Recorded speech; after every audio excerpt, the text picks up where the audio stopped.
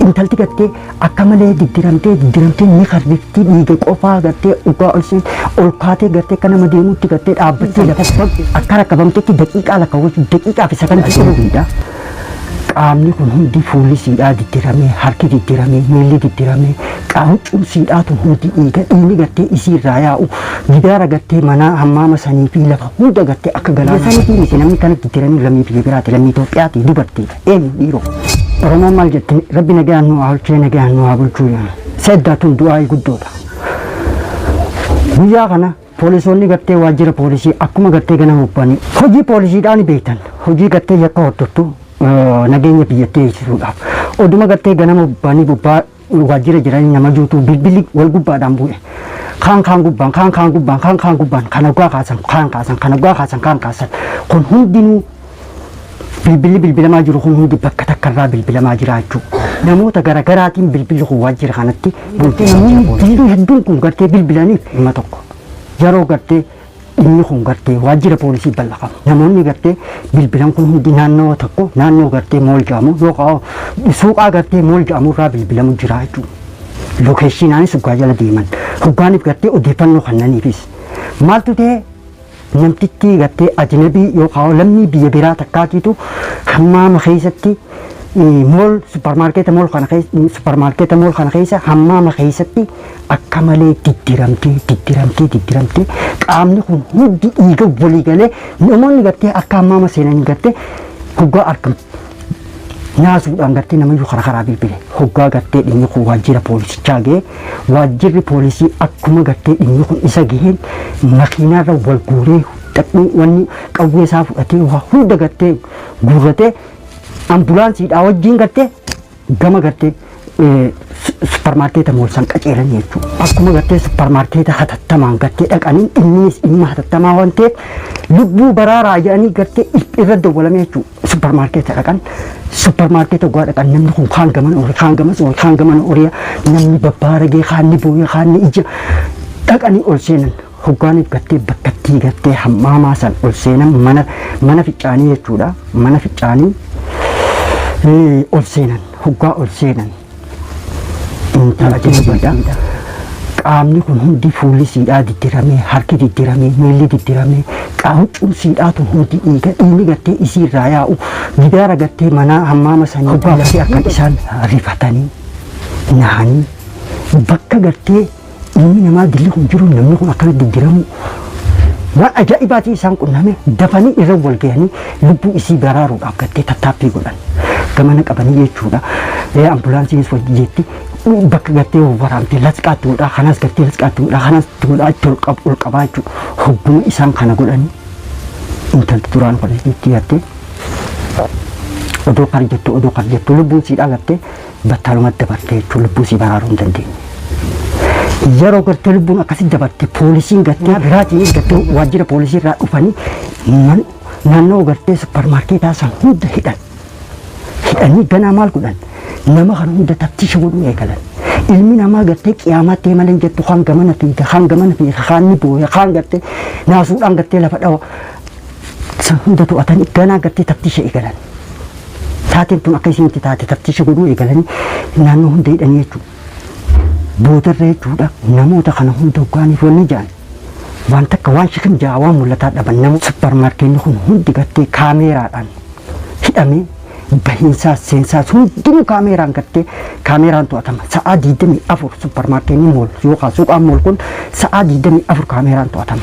Carraa maal godhu jechuun kaameeraa laaluu eegalan kaameeraa gattee dhugaa laaluu eegalan. Kaameeraa viidiyoo hunda garagalchanii viidiyoo guyyaa sanii jechuudha yeroo sanii sa'aa meeqarraa wanni kun akka taate garagalchuu eegalan ilma namaa gattee amma hoggaaniif gattee viidiyoo kana keessa laalan waan isaanii mul'atu dhaban akkasiin namoota gaafatan namoota gattee isaan balaaqa godhaa turan ichi gattee namoota gaafatan maaltu ta'anii egaa nama yuutu gattee suuqaa kana bitachuudhaaf akkuma gattee yeroo kaanis suuqaa kaan gattee waan adda addaa bitata kaan kophee kaan gattee huccuu kaan gattee dinnicha kaan gattee waan adda addaa bitataan ture akkas bitachuudhaaf ni jan gariin namaa gattee supermarkeetni waan mana ficcaanii qabu ficcaanuudhaaf yoo kaa'u gattee hammaama seeni hoggaa hammaama ol seenan hoggaa gattee mana ficcaanii kana ol seenan intala gattee akkuma gattee hoggaaniif ammoo poolisii daa'iman hoggaa gattee ol seenne intalti gattee akka malee diddiramtee ni karbiftii dhiiga qofaa gattee hoggaa ol seenne ol kaatee gattee akka nama deemuutti gattee dhaabbattee lafa baggattee kun rifatee kaan gattee ijaa gaxoore kaanii dhufee gattee ol seenne ka akka kunis gattee gaxoore akkasii duba amma akkuma gattee kaameeraa argattan kana waan kana keessatti kaameeraa irra deebi'anii ilaalanii garuu wanni ajaa'ibsi ta'u kaameeraan gattee mana fincaanii dura jiru san waa takka hin garsiisne. Manni fincaanii ammas gattee isin keessatti taate mana fincaanii gaanne ulaa gattee of dandee qaba gama keessaatti jechuudha. Garuu bakka tana keessatti namoonni gattee hoggaaniif gattee akkasitti olii gaxooranii kaan mana fincaanii gattee wanni jiru yeroo isin gattee amma kanatti wanni taatu kana gariin kan mana fincaanii keessa jiru ni jira. Hoggaa gabbee gattee intala wanti jiramtee arga. Kaameeraa laalanii dhaban. Dubbiin ajaa'iba taate namtichi akka kana godhe akkuma gattee akka godheen jinniidha moo insiidha abbaa taatee dhaban. Maal jennu jechuun shabaarriin jechuun nama waan takka godhee dhabamu qilleensaa godhee kute moo jinniidhaa godhee kute waan jinnii fakkaataatii godhee kute waan jiru takka jechuudha.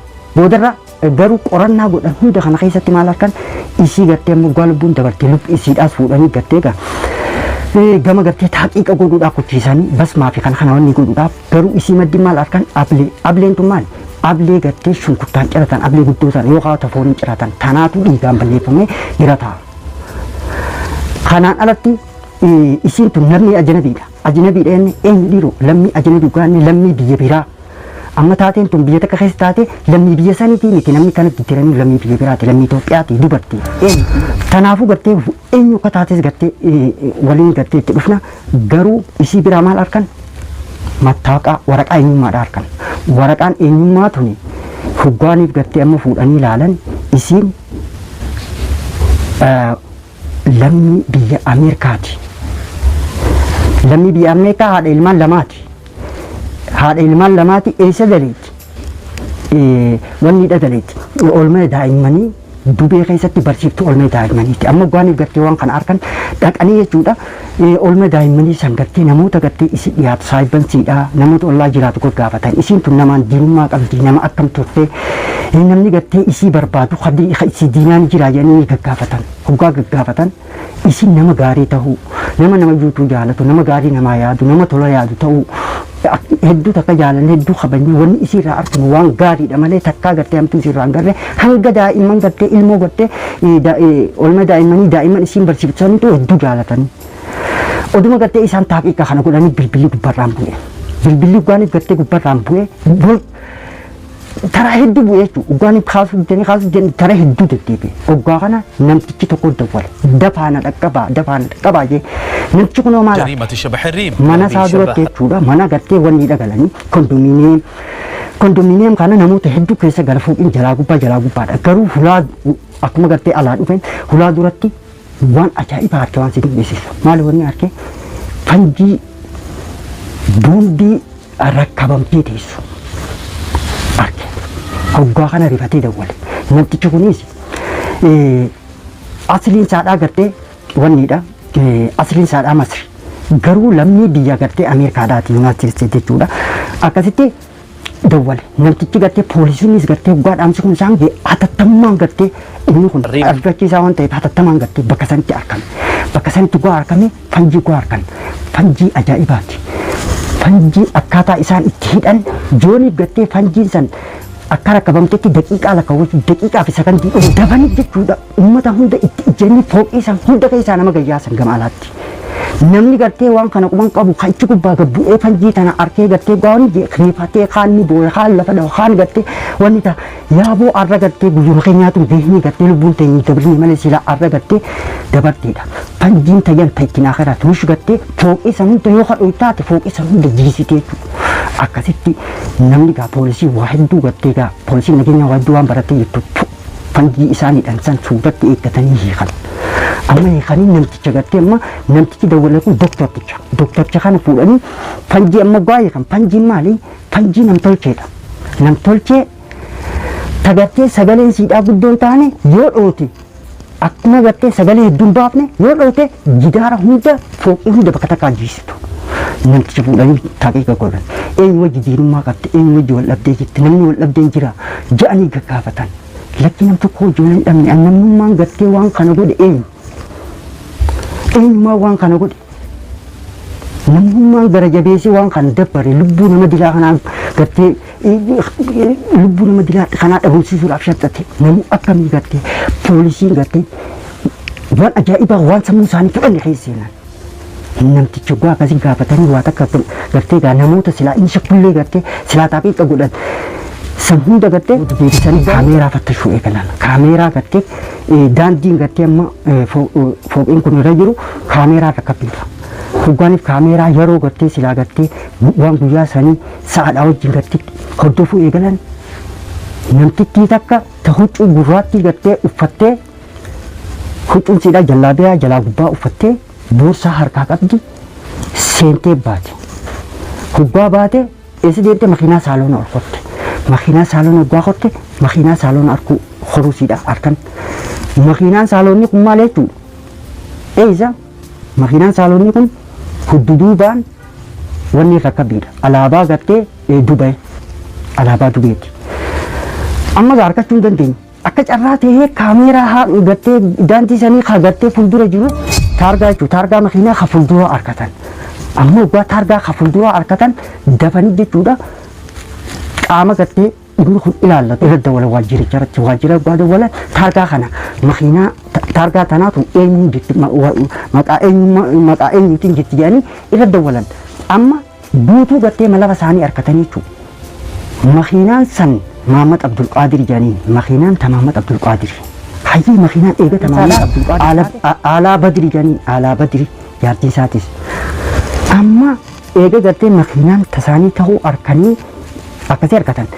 Umriin isaanii immoo waggaa 30 ilmaan 6 qaban. Makiinaan tasaaniiti. Iddoo isaan jiran iddoo isaan jireenyaaf jiraatanis irra dhaqqaban. Amma gaam fanjiin gartee hidhamte san isaan tun fanjiin tun fanjii haxiira ta akka addunyaatti dhoorkaadhaati jechuudha. Akka gartee niikulaaraa mamnuu addunyaarra dhoorkaadha guutumattuu si galte baayoloojikaala jechuudha. Akkasitti itti qophaa'anii makiinaa gartee akka jirutti waajjirri itti qophaa'ee gama nageenyaatiin poolisii gartee humna addaatiin itti qophaa'anii sa'aa fi sekondii yeroo takka dhaqanii mana san cabsan jechuudha. Guggaa mana gartee itti ol seenanii gartee cabsan isaan itti keessa jiran waliin qacam godhan telefoona harkaa fuudhan akkasitti amma gartee ijoollee bakka takka kaa'anii isaan taaqiidhaaf waajjira geessan. Waajjira gwaanii keessanii amma taaqiidha interviyu godhuu eegalan waan adda addaatiin. Amma gaa isiin ni didde boodarra kaameeraa gartee isiidhaatii fi dhugaa isiin makiinaa seentu dhugaa boorsaa qabatu kana hunda itti albaatan. Makiinaa keessaa maal harkan ni beektaa? Fanjii isiin hinte takkasiisan tagattee mool keessa taatee biyyuma tokko keessatti taatee beekta. Mool keessa taate sanis hoggaanii kaameeraa moolsan irra deebi'an intala hijaabuma gartee intalti tun hijaabuma amma uffattee kaameeraa keessa mul'atte kanaan guyyaa sanis ni turte. Yeroo isiin gartee haarisa jechuudha gaardii yookaan gartee namticha gartee hulaa eeguu jechuudha eegduu jechuudha eegduu hulaadhaa gaafattee hammaamni eessa jetteeni manni bicaanii eessa jetteeni gaafattee seentu sa'aa 7 seenteeti sa'aa 8 wayii baatee jechuudha.